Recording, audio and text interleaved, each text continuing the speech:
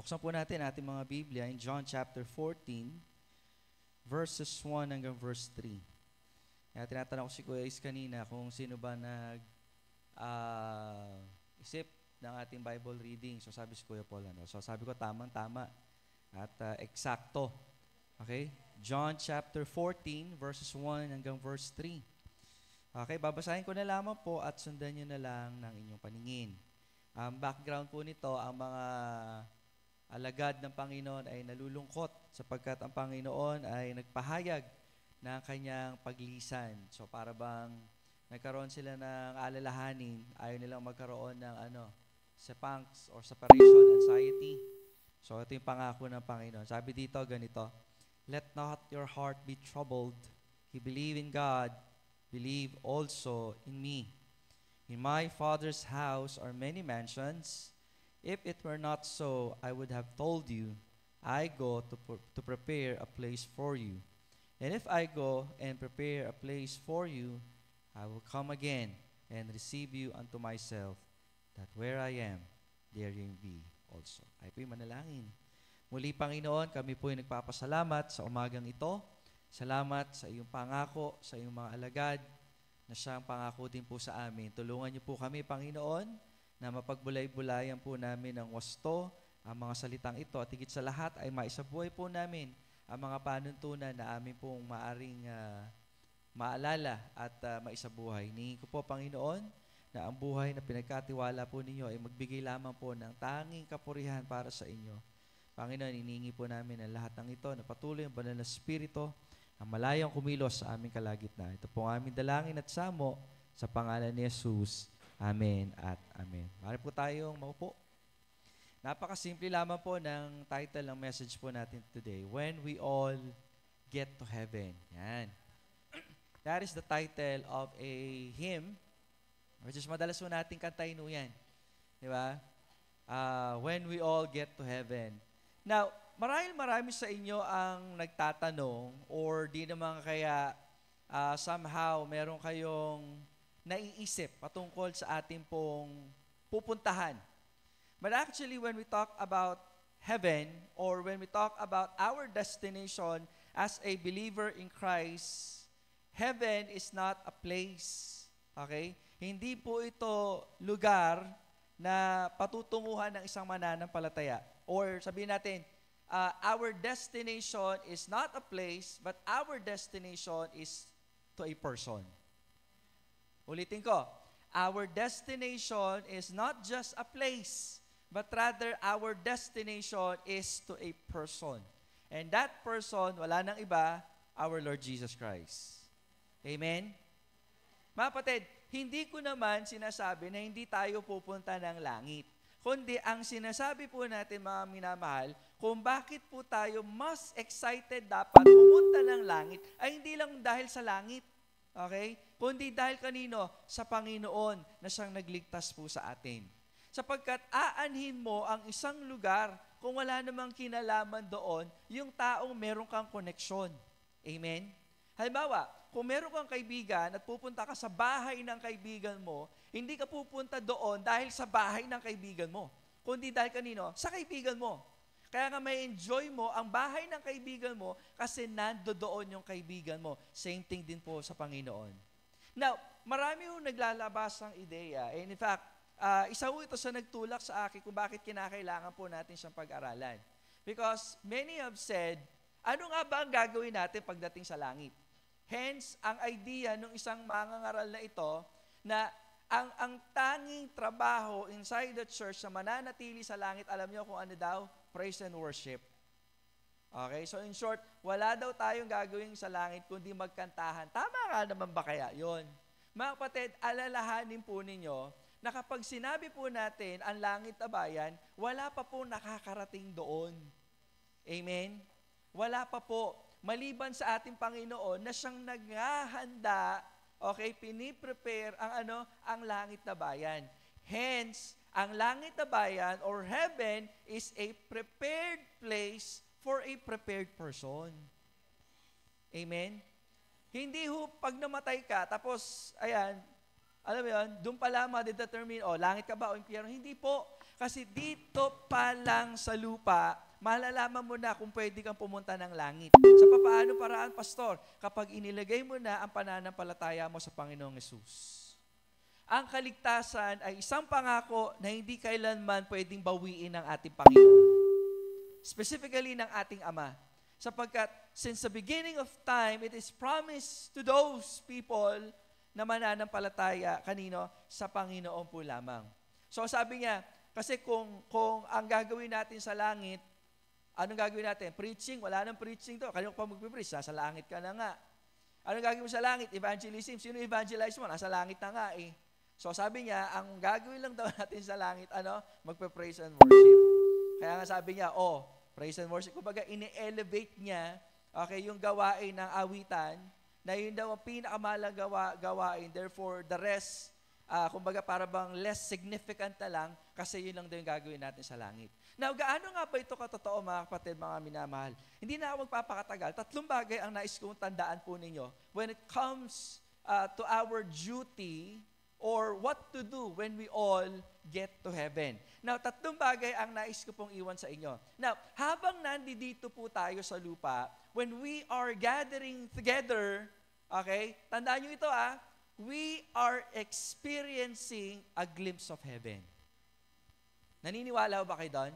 Habang wala pa tayo sa langit, nagkakatipon-tipon po tayo dito as a church, okay? Kumbaga, preview na mangyayari sa langit na bayan. Bakit, Pastor? Ano po bang mangyayari? Remember, there are 5 things na ginagawa po tayo dito sa church. Tama? We're doing worship, we're doing discipleship, di ba? We're doing ministry or service to God, di ba? We're doing fellowship, and all of those stuff, mga kapatid, nangyayari po yan inside the church. Kaya kapag hindi ho natin ito tinitignan, kumbaga marami sa mga mananampalataya, alam yan, kumbaga mas gusto lang nila na pinapasaya yung sarili nila. Which is hindi ho nararapat yun, mga kapatid. Dahil pag sinabi po nating service, hindi ho tayo pinaglilingkuran. Tayo po yung tagapaglingkod. So hindi tanong dito kung nasiyahan ka ba, kundi ang tanong dito, nakapagpasaya ka ba? Actually, hindi tayo dito para makapagpasaya ng ibang tao. Nandito tayo para pasayahin ng Panginoon. Now, ngayong umagang po ito, 3 bagay. Number 1, we need to be connected in worship. We need to be connected in worship. Now, when we talk about worship, we're not just talking about this. Okay? Although tayo po'y sumasamba ng sama-sama or tinatawag po nating corporate worship, our lifestyle should be what? Hindi lamang corporate worship. Meron din tayo tinatawag na personal worship. Kaya minsan iba nalilito Kumbaga, kahit hindi ka na mag-corporate worship, total may personal worship. Hindi ho. Sapagkat ang mananampalataya, lifestyle niya na ang mag-worship. Amen? Dapat nating ibigay sa Kanya yung karapat-dapat na worship. But before we do worship, we should be connected to God first. Kaya nga connected in worship Kasi kahit na anong pagsamba ang gawin mo, kung disconnected ka sa Panginoon, bali wala ang worship. Nakikinig po ba kayo?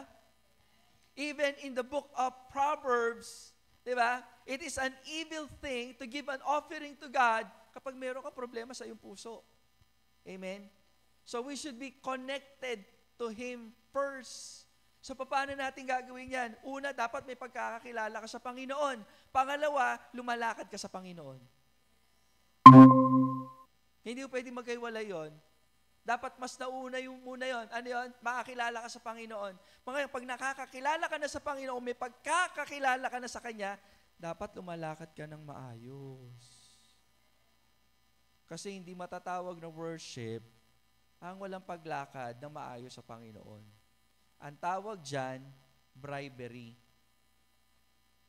Amen? Ang tawag dyan, panunuhol.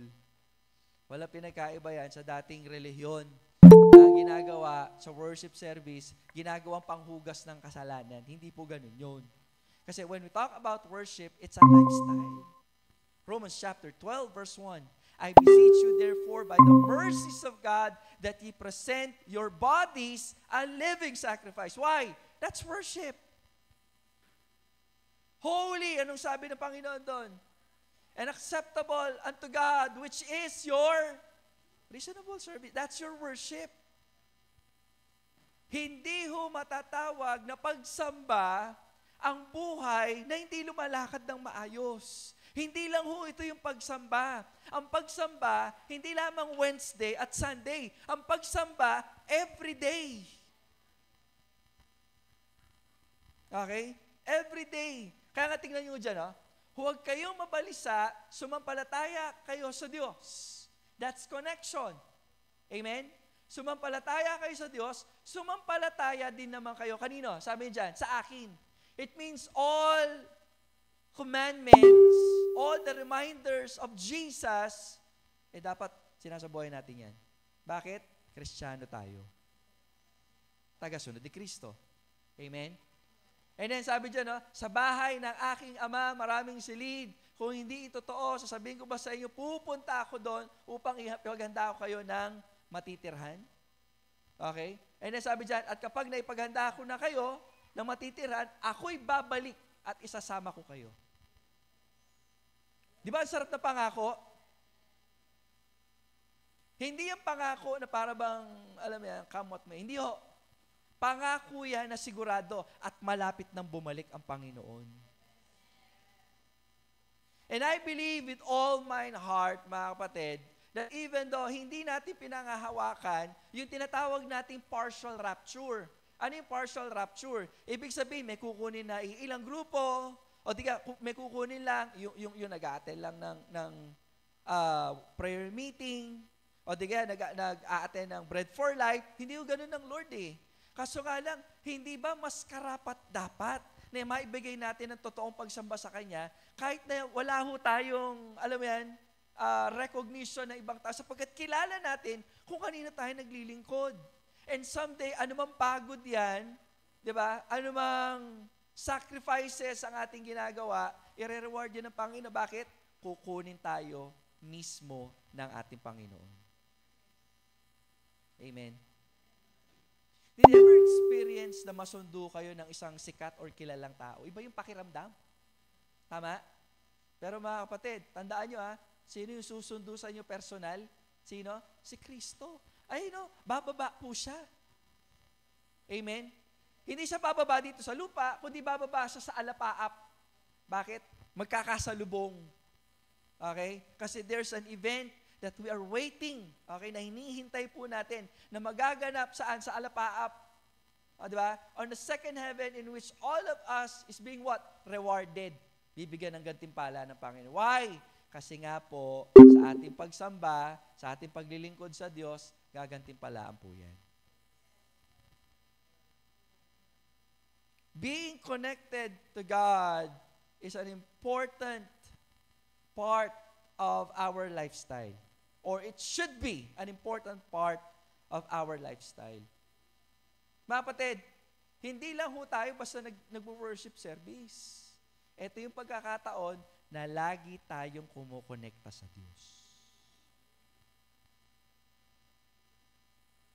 Lahat tayo may cellphone.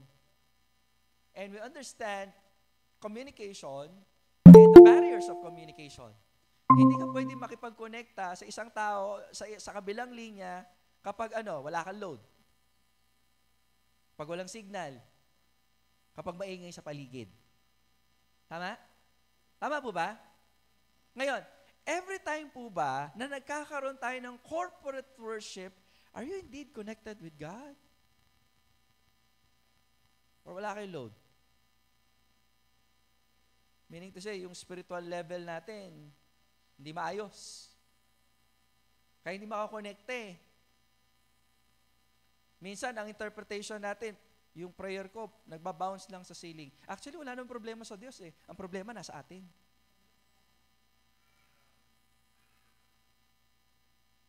Or maybe, kaya ka hindi makakonekta sa Diyos, ang daming ingay sa paligid. Hindi dahil, alam mo, kaya mong kontrolin yung nasa paligid, it's a matter of focus lang po kasi. Amen po ba yan? If there are reasons for us not to be connected, or alam mo yan, to connect with God for that sense, kinakailangan nating isipin muna, bakit hindi mo natin tanggalin yung nagiging sagabal? Ngayon, kung wala ka rin naman control, it's our job, okay, it's our responsibility to connect with God faithfully. O baka naman, we are so distracted in this world, kaya tayo bansot sa pananampalataya eh. Remember the parable of the sower? Yung may mga grass, yung may mga tinikan. Bakit bansot sa pananampalataya? Kasi dapat yung salita ng Diyos nasa matabang lupa eh. Kaso nga lang, dahil meron pong umaagaw, hindi na namunga. Bansot na lang. So, connection is very important. When we are connected to God, magiging mabunga ho tayo. Tama? And the word that we're looking for is the word abide. Amen? The Bible says, abide in me. Okay? The Lord Jesus Christ said that. Abide in me, and my words abide in you. And you ask anything of God, and ano gagawin ng Panginoon? Ibibigay sa inyo. Bukod sa ang ating connection to God maayos, magiging matalino tayo, alam nating hihingin, dahil matalino yung paghingi, madaling tugunin ng Panginoon.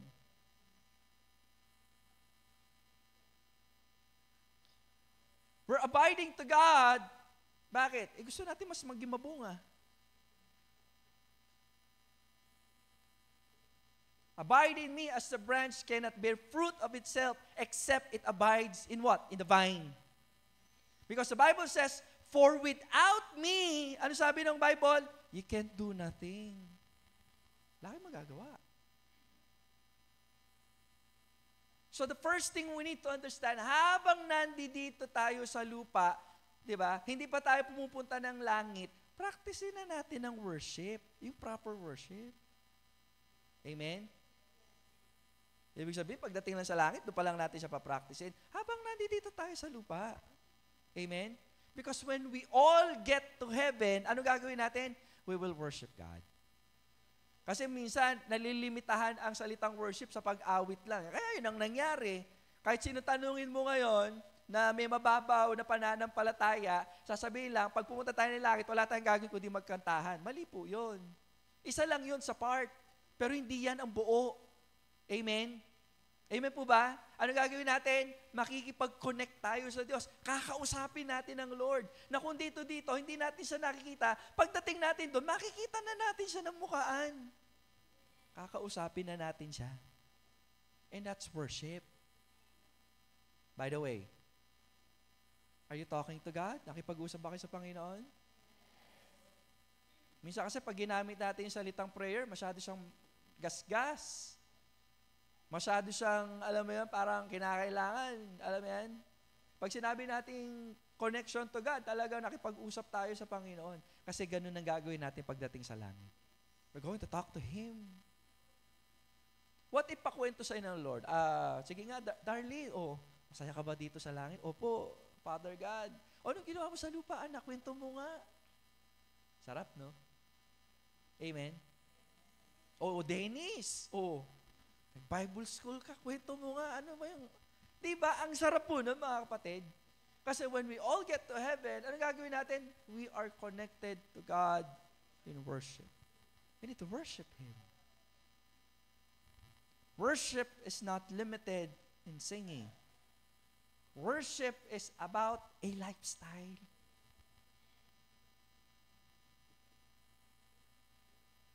Kung hanggang ngayon, makinig, naiirita pa rin kayo sa mahabang panalangin, isuko nyo na sa Panginoon yan. Ako dati, ganun ako eh. Ano ba yan? Haba na mag-pray. Ngayon hindi.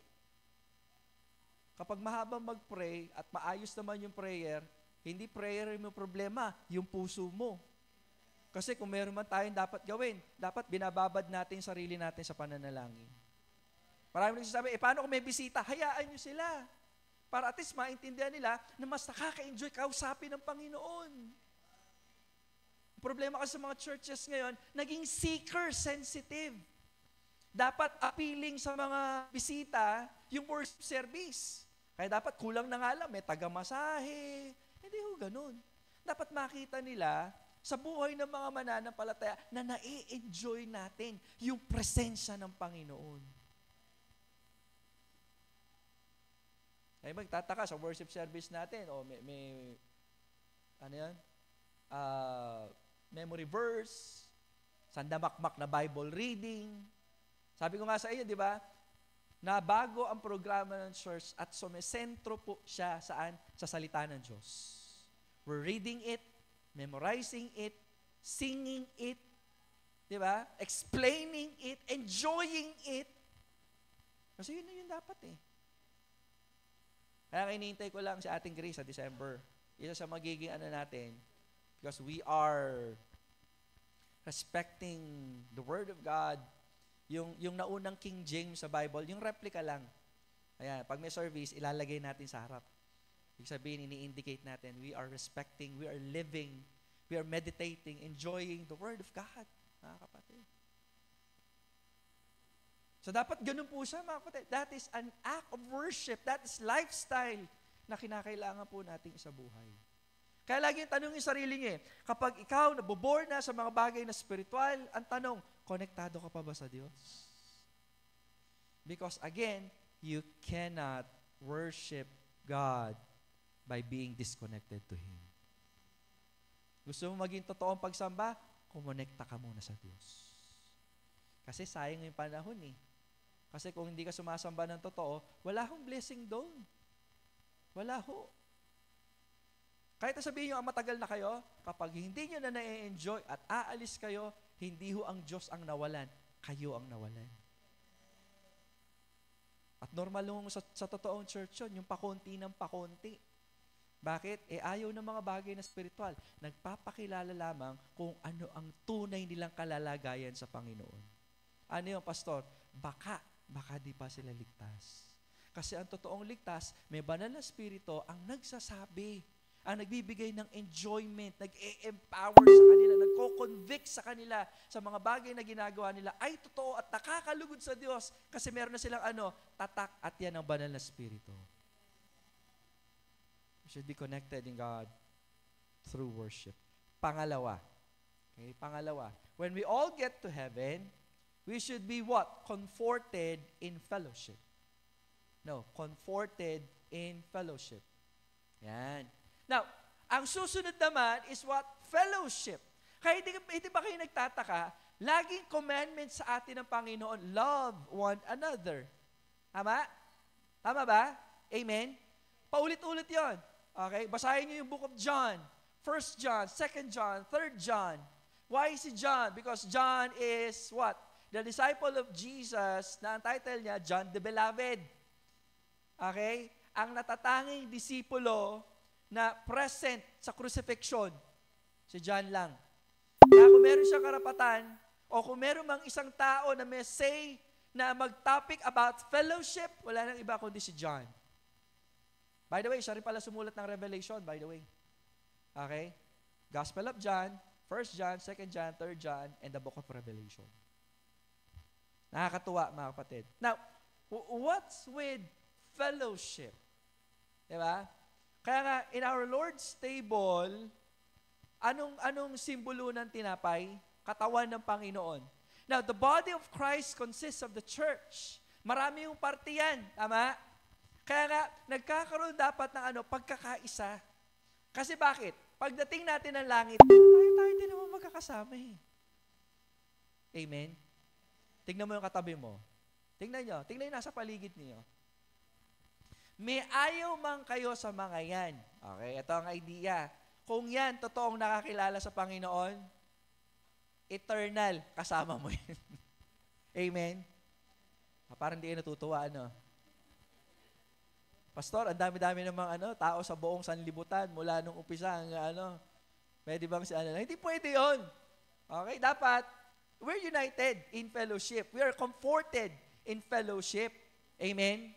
Ano yung sabihin nun? Kaya may fellowship, mga kapatid, mga minamahal, lalo na sa gathering, sabi ko nga, itong ginagawa natin ngayon, practice ito pagdating natin sa langit. Imagine mo dito, kung ang practice mo, iniiwasan mo isang kapatid kasi hindi mo siya gusto. Anong klaseng practice sa langit yan? May problema tayo dyan. Amen? Anong klaseng practice na nandito tayo, pagdating ng gawain, hindi ka kasama? Anong klaseng practice yan sa langit? Diba? Because when we are going to worship God, magkakasama-sama pa ho tayo. Lagi nga sinasabi ng ilang pastor, dapat maging faithful kayo sa Bible reading. Kasi halimbawa, pag nakita nyo sa langit si Habakuk, lalapitan ka ni Habakuk, kamusta ka na? Okay lang po. Ako si Habakuk. Nabasa mo yung letter about me? Ikaw naman, nakatanga kang ganun. Meron bang Habakuk sa Bible? Tayo dyan. Nabasa nyo na may Habakuk? Wala pa ako doon actually, personal sa chronological. Nasa Isaiah pa lang ako. Isaiah in the midst of 2 Chronicles and 2 Kings. Nakagitna na ako, nasa gitna na ako. Okay, para at least pag nagbasa tayo, sama-sama tayo uli. Para hindi nyo lang din naman masabi, at some point lang na nabasa ko yung Bible, nakasama ko. Hindi. At least, nasa gitna na ako. But the point of the matter is, balik ko tayo. When we talk about comforted in fellowship, yun ang gagawin natin sa langit eh. Amen? Kumbaga, para bang, alam mo yan, when we all get to heaven, we get to heaven with other believers also. Hindi lang at present, pati yung mga mahal natin sa buhay na hindi na natin nakasama. Amen? Imagine ninyo, ako, personally, lolo ko, pag nasa langit na ako, kasama, naghihintay na doon. Amen? What a great comfort. Amen? Si Brother Jay, naalala ko naman, Bread for Life, lagi siya ang kapag graduation yung kwento ng aklat ni Lolo. Sino makabot ng mga awitin na yan? We are all comforted when it comes to fellowship. Kapatid, sa totoo lang, kung bakit comforted in fellowship, may mga kanya-kanyang tayong pinagdadaanan kahit hindi nyo sabihin. Because when we gather together, ang focus lang natin kasi sa Panginoon Diba? Tama po ba? Pero kinakailangan yung itandaan, mga kapatid, na may mga kasama tayo mananampalataya na may pinagdadaanan at nagbibigay ito ng kalakasan, na encouragement to go on, to move forward, to worship God, kasi we are what? United or comforted in fellowship. Amen? Mahalaga ho yun. Aminin na natin at hindi. Pagdating kasi ng problema, ang lakas ng hatak Actually, depende lagi yan sa focus. Yan, isa sa mga magiging topic ko sa anniversary sa Subic. Yeah, it's a matter of focus. Kung ano kasi ang tinutukan, doon ka lang talaga Diba? Kaya nga, depende yan kung saan ka nakatutok. Kaya walang appeal sa atin ang mga godly things kasi nakatutok ka sa ibang bagay. Amen? Halimbawa, in Matthew chapter 6, verse 23, for where your treasure is, there your heart will be also. Bakit? Nakatutok ka dun Tama? Ang lahat ng tinututukan mo, kaya mo siya tinututukan, kaya mo siya binibigyan ng pansin, binibigyan ng oras, kasi mahalaga yun sa'yo.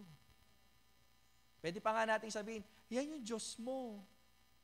Kasi nilalaanan mo siya ng oras, lakas, kayamanan. Yan yung paglilingkod sa Panginoon. Kaya nga ang Diyos galit na galit sa Israel na dapat nakatutok lang sila sa Panginoon, kaso hindi nila yung ginawa. Ang haba-haba ng PC ng Panginoon, mula nung sila pumasok sa Egypt hanggang lumabas, hanggang sa conquest stage, sa wilderness stage, mahaba ang PC at pasensya ng Panginoon. Pero pinuno nila ang Panginoon. Hindi nila naintindihan that God is not just a God of love, He is also a God of justice. He is also a God of what? Holiness.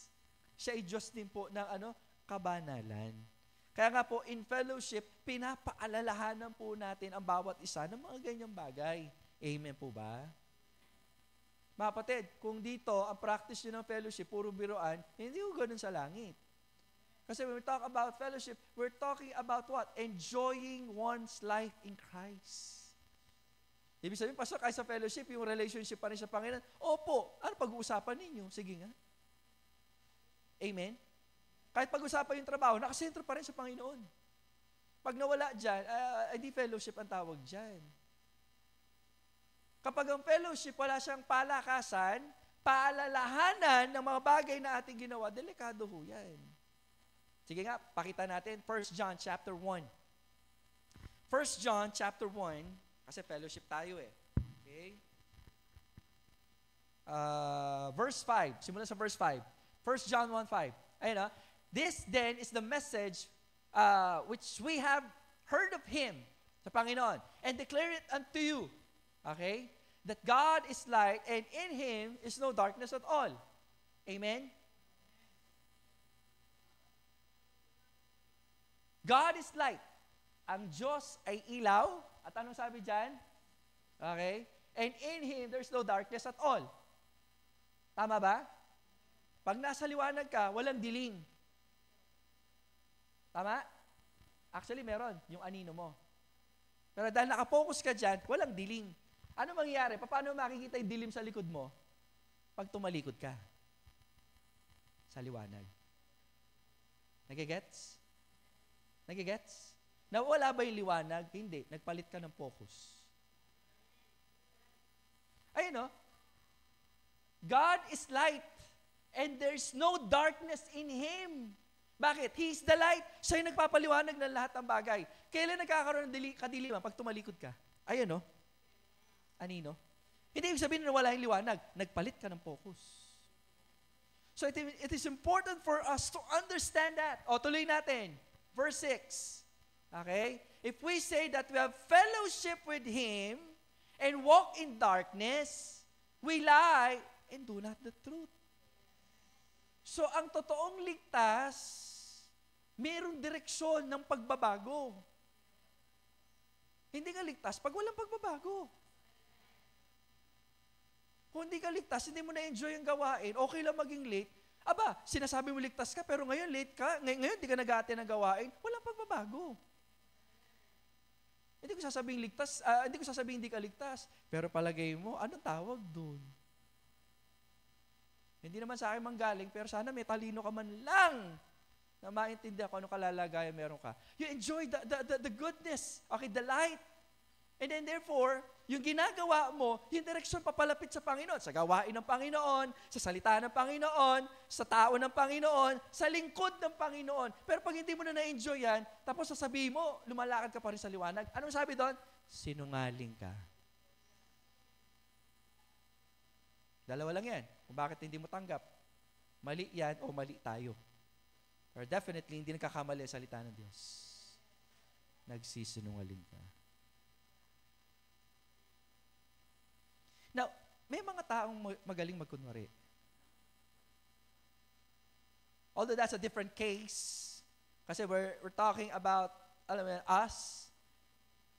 Pero ang focus natin kasi sa Panginoon eh. Hindi mo madadaya ang Diyos. Amen? Do not be deceived. God cannot be mocked. Galatians chapter 6, verse 7. Tingnan nyo. Galatians chapter, balik tayo mamaya dyan. Okay, Galatians chapter 6, verse 7. Be not deceived. God is not mocked. Mock means lokohin. Okay, isahan. Mas-scam. Hindi may scam ang Diyos. For, sabi dyan, whatsoever a man do it. Kasi whatever we saw, tayo may gawa nun. Amen? At lahat ng gagawin natin, may bunga.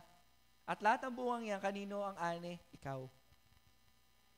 Hindi naman laging masama yan eh. Depende sa itinanim mo. Depende sa tinanim mo. Balik tayo. 1 John 1:8. 1:7. 1 John 1:7. Okay? But if we walk in the light as He is in the light, ano sabi dyan? We have fellowship with. Yon. So, una muna, connection muna sa Panginoon. Tama.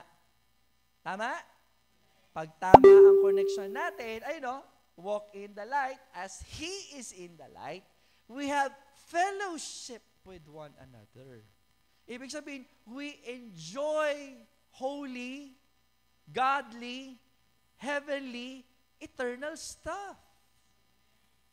Doon pa lang nagkakaroon ng fellowship. Ngayon kung pag-uusap mo, earthly, that's not fellowship at all. Amen? Pastor, productive kasi business. Hindi pa rin, kahit na paano papalamutian yan. Kapag hindi kasama ang Diyos, hindi yan fellowship.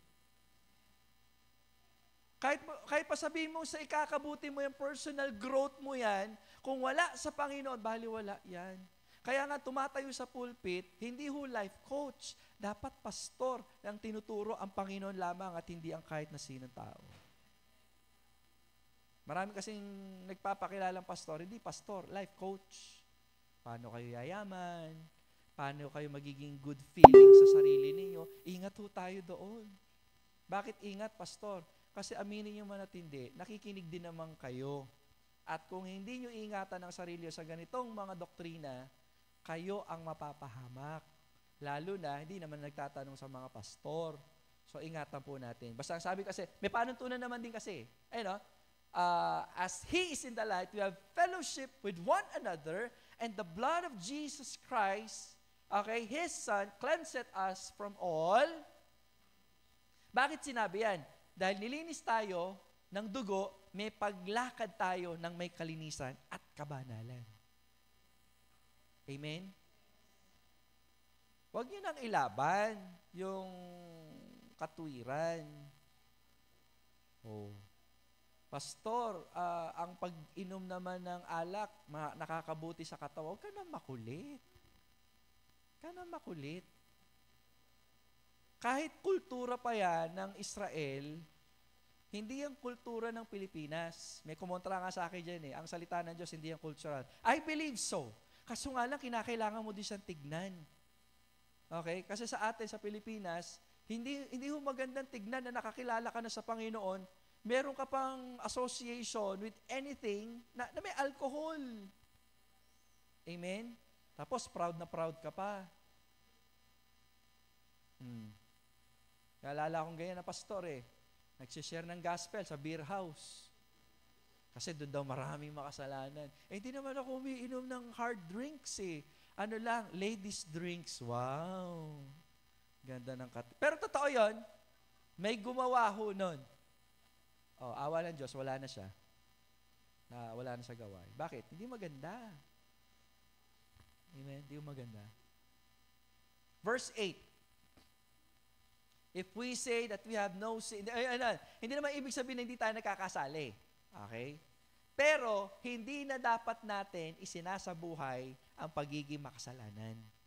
Kasi kung sasabihin mo, nagmamagaling, nagmamarunong, nagmamalinis ka, ano sabi ng salita ng Diyos?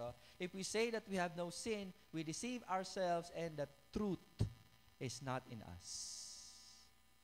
Hindi ibig sabihin na nandito tayo, parang malinis tayo sa lahat, magaling. Hindi ho tayo ganun. Nagpupumilit tayo na maging maayos. Kasi kung sasabihin ng iba, yan naman, in church, marnat laring kayo din. Totoo yun. Kaso nga lang, nandito tayo, nagpupumilit tayo maging malinis sa harapan ng Panginoon. Hindi madali, pero at least nagpupumilit ka pa rin. Imbis na sana ginagawa mo ng paraan, ginagawa mo pa ng katuwiran. Huwag namang ganun. Amen? Amen po ba? Ganun dapat. Kasi naglilingkod tayo sa Diyos ng katotohanan. And we shall know the truth, and the truth will set you free. Kasi ang kasinungalingan, kahit saan, very rampant po yan. But we are saved by John chapter 14, verse 6. I am the way, the truth, and the life. No man cometh unto the Father except through Jesus Christ. Diba? Kaya dapat siya lang. Okay? So, we're comforted in fellowship. Number 3 and last. Okay, number 3 and last. We should be what? Concentrated in what? Service. So, pagdating natin sa langit, yun ang gagawin, ha? Okay? Worship. Amen? Ready na ba kayo? Fellowship. Pakikipag-usap sa Lord. And then, to recognize other fellow heaven citizen. Wala man kayong American citizenship, at least, di ba? We are heaven bound. We are heaven citizens. So pag tagalangit ka, dapat ugaling tagalangit, ha? Hindi pwedeng tagalangit ka, impyerno ugali mo. Hindi pwedeng ganon. Tignan mo yung katabi mo. Sige, sabi mo, ugaling makalangit, ha? Ugaling makalangit. Okay? Sa pangatlo, service. Dito tayo papasok. So pagdating natin sa langit, hindi lang puro kantahan. Anong gagawin natin? Maglilingkod tayo sa Panginoon. Let me sidetrack. Tingnan nga natin in Revelation chapter 7. Okay? Nabasa ko lang kanina to eh. Okay.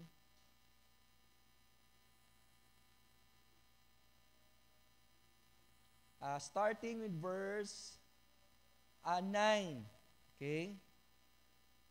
Revelation chapter 7, verse 9. Tingnan natin. After this, beheld a great multitude which no man could number, all nations, kindreds, and people, and tongues stood before the throne, before the Lamb, clothed with white robes, palm in their hands. Sino to? Lahat na to.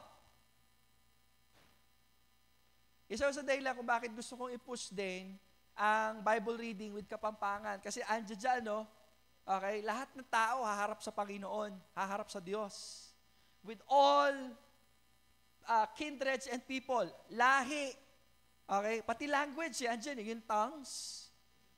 Paano kung di natin pinapractice si Kapampangan?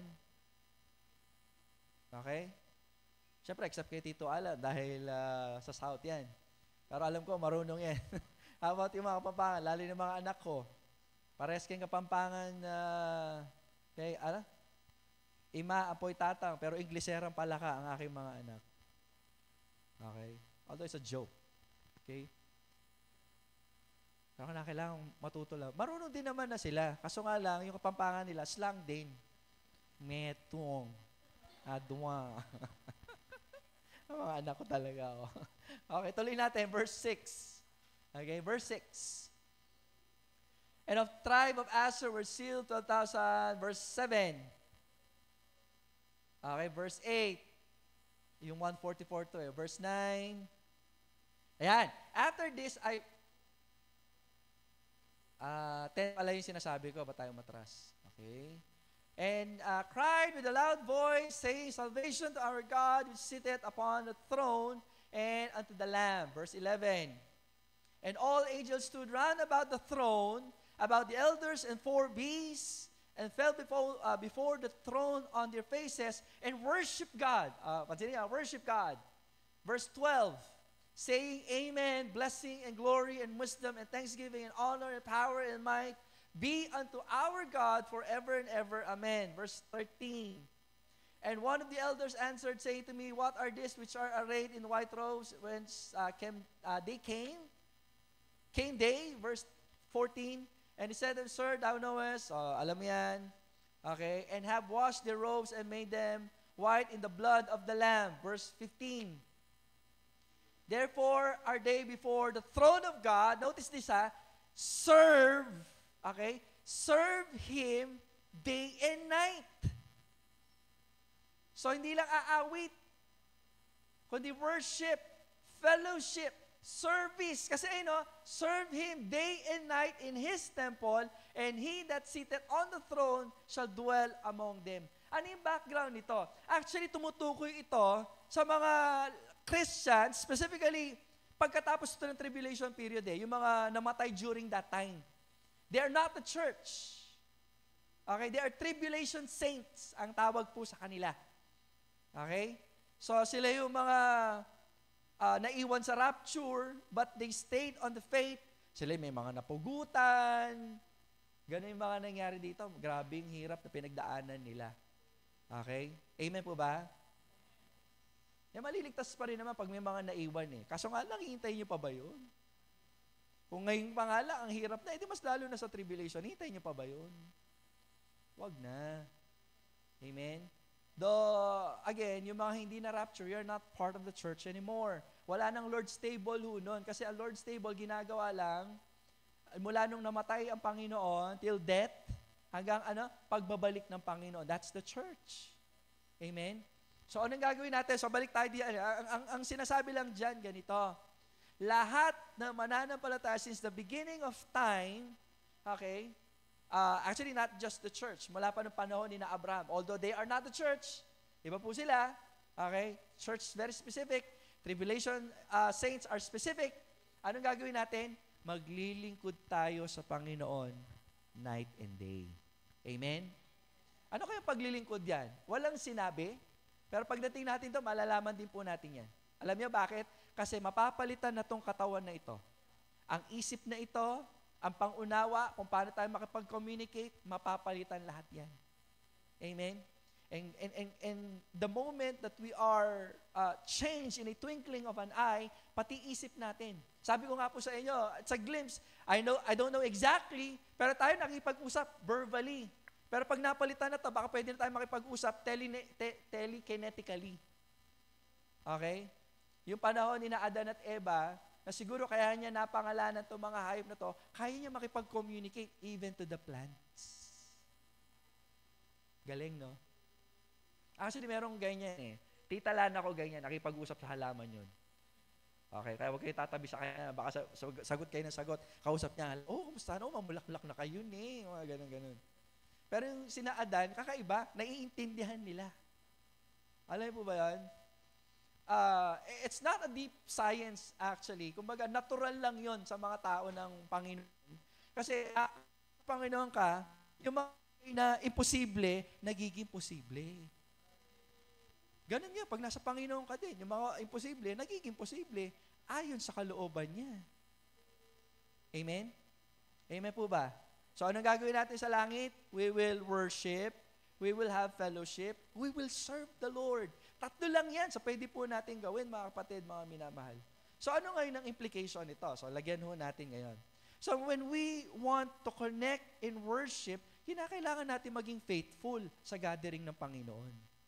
Amen? When we talk about gathering, it's simply like this. Amen? Amen po ba? Mga kapatid, kung hindi kayo faithful sa gawain ng Panginoon, may problema, may sakit ho kayo. Kasi yung dapat na hindi natin pinapabayaan mo. Ayoko sanang ibigay, gasgas na ito ni Pastor B, pero ibigay ko na rin. Hebrews 10:25. Ano nga kasi uli yan? Nakalimutan ko. Ayun, Huwag nating hayaan ang pagkakatipon dahil gaya na ginagawa ng, okay, and then, ano sabi? Ayun but exhorting one another, and so much the more as ye see the day approaching. Di ba, nasabi ko na nga rin sa inyo, malaking kutob ko lang naman. It's not a doctrine, but it's a personal belief. Darating ang Lord Sunday eh. Kaya huwag niyo pababayaan yung Sunday.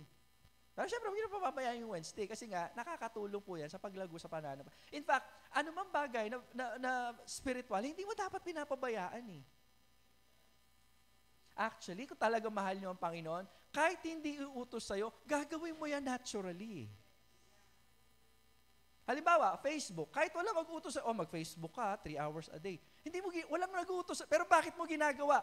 You enjoy it. Tama? Tama? May nag-utos ba sa atin mag-Facebook po tayo 3 hours a day? Wala. Minsan pa nga, humihigit tayo, pero bakit natin ginagawa? You enjoy it so much. And that is worldly.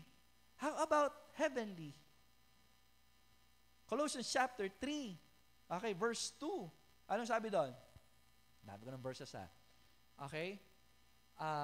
Set your affection on things above, not on things on earth. Ano ba yung earth? That is worldly. Okay? So, yun ang paalala ng Panginoon po sa atin. So, ano gagawin po natin? We need to combat, kinakailangan natin labanan ang ating sarili na walang anumang bagay ang pwedeng humadlang sa iyo at sa gawain ng Panginoon. Kasi gagawin ng kaaway. Nandoon yung yung di mo kasundo. Nakamagatin. Diba? Isipan daki ka niya, manutang ka, nakamagatin. Pero isipan daki ka, tao nga rin. Kanino nga tayo uli naglilingkod? Sa Panginoon, sa Diyos Ama, sa pamamagitan ni Kristo at paggabay ng Banal na Espiritu.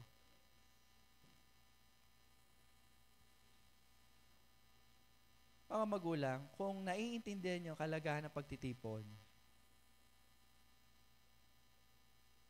gawin nyo sana lahat ng bagay para maisama ang inyong mga anak. Naalala ko tuloy, mga naunang panahon. Sabi ng mga magulang, anak, wala akong may papamana, kundi ang edukasyon, kaya mong pababayaan ang edukasyon, etc., etc.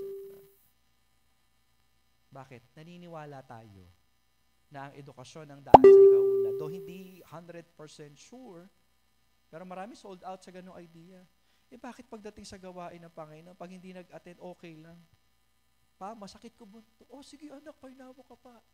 Ay, intindihan na naman yung ginawa. Wow! Ay, intindihan. Akala ko ba naglilingkod ka kay Lord? Kaya niyang pagalingin ng kahit anong karamdaman. Ngayon, sumakit ang ulo mo, di ka na nag-attend. Sinabi mo pa na sa magulang mo. Hirap maging magulang. Laki responsibility niya. Yeah. Lalo na kung love na love mo yung mga anak mo. Minsan mga magulang, ganun eh. Pero kung talagang kay Lord ka, kailangan pagmasyas mo. Di ba? Simba ka o sagapan da ka, tikdo ka kin, maglingkod taking Ginu. Hindi kinakailangan ganunin ninyo eh. Para din sa inyo yun na maintindihan ng mga anak mo, seryoso yung magulang ko sa paglilingkod sa Diyos. Sana wag yung baliktarin, ha? Parents, obey your children in the Lord. Baliktad eh. Minsan, ang magulang, masigawan lang ng anak, tumitiklop ang magulang. Sa amin kasi, di pwede, delayon kasi kami. Pag sinabi mo, dudugo ang ilong mo. Sa pamilya namin, ay, di pwede yan.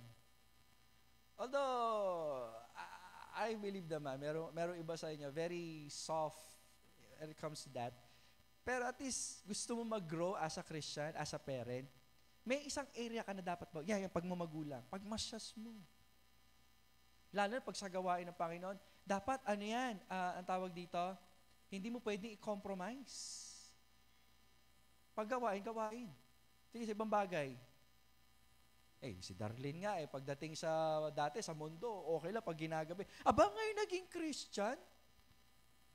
Naging 8:00 ng prayer meeting, hinahanap siya, nagagalit. Alam ko naman, mahal niya yung parents niya and she's praying na makakilala sa Panginoon. But I am stating the fact na ganun mo talaga pag lumalapit ka sa Panginoon. Samantalang ikaw, magulang mo, Christian na, ikaw magulang, di ba? Christian na yung mga anak mo, and yet kapag ang gawain, napapabayaan, okay lang sa'yo. Hindi pwede yun, kapatid. Bakit? Sige, gayahin mo si Eli. Hindi siya nagkaroon ng tapang para swetuhin yung anak niya. Ano nangyari? Tinanggalan siya ng blessing ng Lord. Sabi, from this day forward, hindi ka na magsaserve in the temple. Bakit? Ingrato kayo. Grabe, no? Kasi yung pagmamagulang, it's a big responsibility. Kaya mga anak, sundin niyo yung magulang ho ninyo. Kasi malaking responsibility nila. Amen? Dapat sundin. Ganon din sa mga pastor. Ganon din naman yung epekto nun. Okay? So, siningit ko yan kasi we should do the practical. So, we need to what? Faithful in gathering. Ano pa? Comforted in fellowship. Eto na. We must learn how to forgive. Amen? Tandaan niyo to. Dito sa church natin, naging exclusive tayo when it comes to service, etc. Kapag hindi sumusunod ang isang member sa devotion man to, or even in the church, at harapin yun ang katotohanan, you're being scolded sa totoo lang. Asyas ka buntok, etc. Pero ang tanong, saan mo gustong marinig ngayon yan? Hindi naman sasabihin niya na sanlibutan. Amen? Masyado ka maramdamin, hindi ka na, tanda mo na. Kanino marinig ngayon yan? Kasi di naman tumatalab, uy kapatid, ikaw naman. Minsan di na tumatalab sa inyo yun eh. Dapat sa inyo, mga ulupong, magsisi ka. Basta ganun eh. Tapos yung nasaktan, parang, hindi ko ganun. Pero tayo naman, as a church, we should learn how to forgive those people who repent. Amen? Ganun tayo dito sa church. Open din naman na tayo eh. So nga lang, kinakailangan makita mo yung sarili mo na talagang naglilingkod ka sa Panginoon. Amen? Amen po ba? Number 3 and last, for application lang to. We need to be concentrated in service. Anong gagawin natin? You need to participate and partake in every service. Kaya nga sabi ko nga, intindihin nyo na ang church na to, you're being scolded talaga. Yun ang gamitin na natin term, hindi ko na imemelo yung salita. Bakit? Kasi ang desire lang ng church na ito, maging parte ka ng pagpapala kasi kasama ka sa gawain ng Panginoon. Ilang naman yan eh. Kasi kung church na ito, walang pakialam, di okay. Kung sumama ko, hindi, di okay lang. Hindi, kasi gusto natin lahat. Amen? Maging kaisa po tayo sa gawain ng Panginoon. Ayan, bumagyo man o hindi, tuloy ang paglilingkod po natin sa Panginoon. Bagyo lang yan. San Juan Lubao Baptist Church kami. Amen? O, ganun tayo. Ganun tayo katigas. Hindi dahil matigas tayo, kundi matigas ang ating pinananampalatayanan. Bato ang ating pinananampalatayanan. Hindi si bato ha, si Kristo ang ating pinananampalatayanan. Amen? Yan ang gagawin natin pagdating sa langit. When we all get to heaven. Nakahanda na po ba kayo?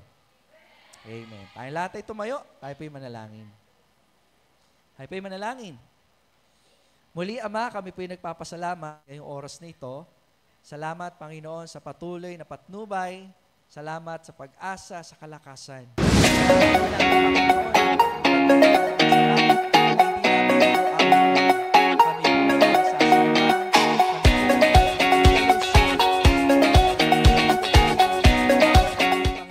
Ay kasama po ninyo. Tulungan niyo po kami, Panginoon, na magawa OMG! Lahat ang special! lupa, ay gawin po namin ito na may katatagan. Ano ba naging isagaban, iniin po namin, Panginoon, ganyan po kami nalakas. Muli, Panginoon, dalangin ko po ng iyong pangalan na patuloy na malalakas. Kami ay pupunta ng langit. Ngunit ang dahilan po namin, Panginoon, ay upang makita kayo at mapasalamatan ang Diyos na sa amin ay nagligtas, sa amin ay nagmahal, sa amin na nagbigay ng dahilan para mabuhay. Salamat po ng marami, Ama. Binabalik namin sa iyo ang papuri, ang pasasalamat. Sa pangalan ni Jesus. Amen. Amen. Palakpakan natin ang Panginoon. Salamat po. Mari po tayo maupo.